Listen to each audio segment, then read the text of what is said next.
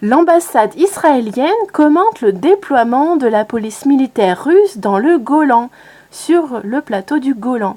Alors c'est le seul article que j'ai trouvé qui soit très pertinent sur le sujet, puisqu'en période estivale, on a soit que du réchauffé, soit des narrations qui n'en finissent plus, donc il n'y a pas beaucoup de factuels, soit vraiment on radote le passé. Donc voilà, moi j'essaie d'aller droit au but dans mes brèves.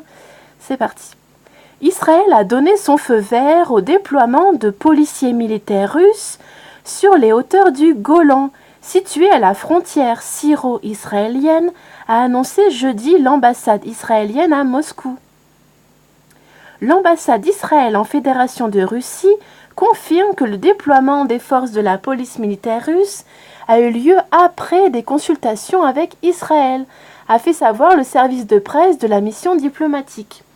Donc ça fait un petit peu suite à ma vidéo. Certains avaient dit que c'était, comment dire, un petit peu de la répétition, mais non, il y a des fois, on a l'impression que les informations se répètent, mais il y a des éléments qui sont magistraux. Il faut, en géopolitique, il faut vraiment prêter attention à tous les détails. Plus tôt dans la journée, l'état-major interarmée russe avait déclaré que la police militaire russe implanterait 8 postes d'observation sur le plateau du Golan pour prévenir les provocations dans la région.